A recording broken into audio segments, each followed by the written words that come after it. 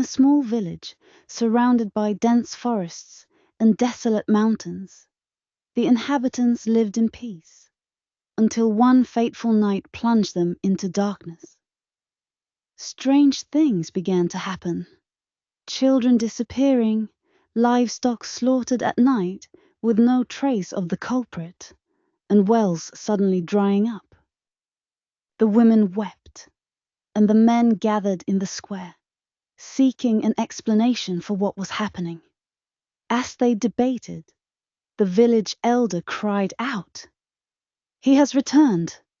The black Jinn has returned!"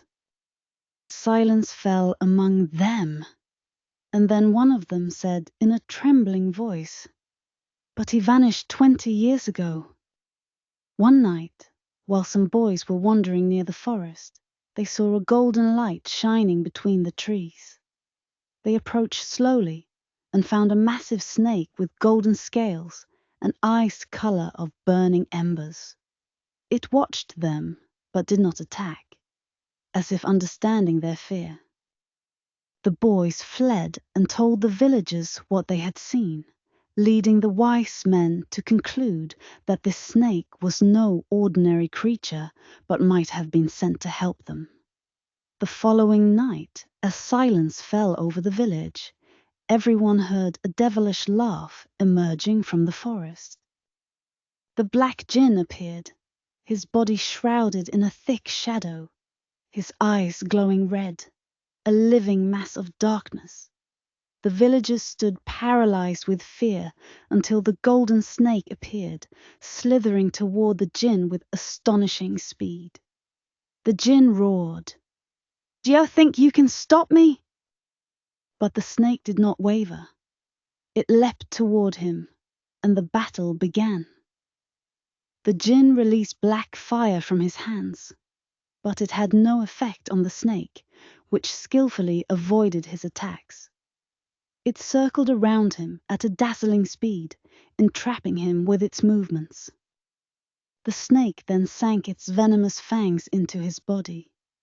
The Jinn screamed with such force that the sky shook, and his body began to disintegrate until nothing was left but ash scattered by the wind. As soon as the Jinn disappeared, life returned to the village. Water flowed in the wells anew. Livestock returned to the fields, and the missing children appeared as if awakening from a long dream. The villagers looked at the snake with gratitude, but before they could approach it, it raised its head high, then sped into the forest. The snake vanished among the trees, as if it were a guardian spirit sent to save them. Since that day, the village never forgot the golden snake. The villagers built a statue of it in the center of the village and told its story to their children and grandchildren. They believed that it would return one day if they ever needed it again.